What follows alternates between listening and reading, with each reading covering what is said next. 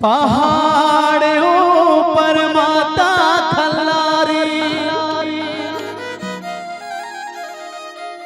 मोर बना देगा जब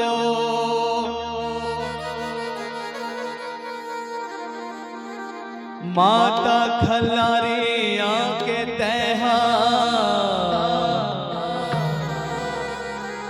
भागे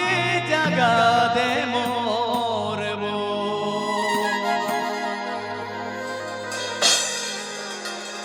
आजा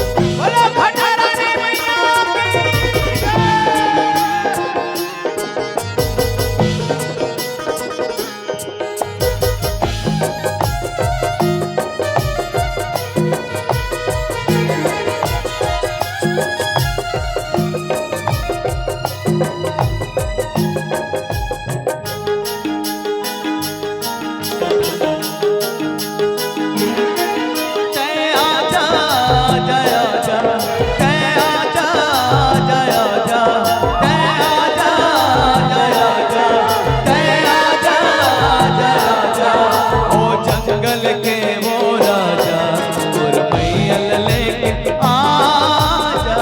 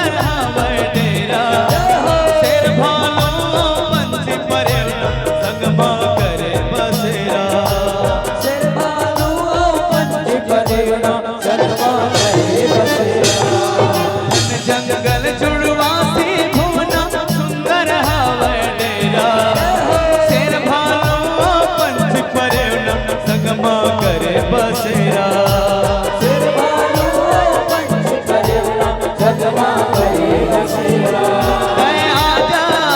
जय आजा जय आजा जय आजा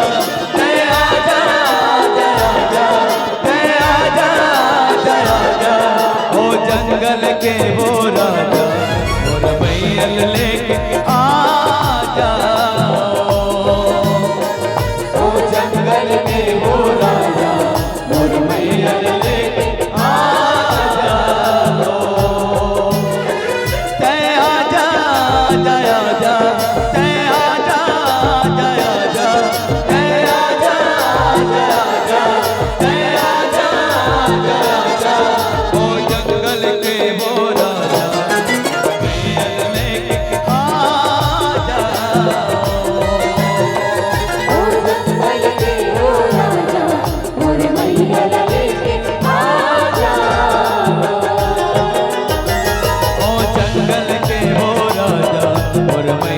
लेके आजा आजा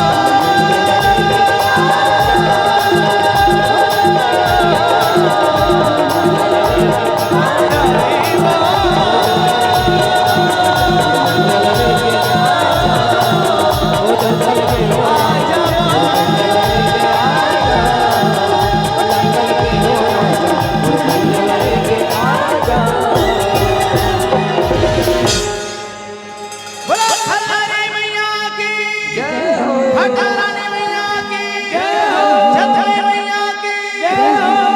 बोले हर हर महादेव। चलिए।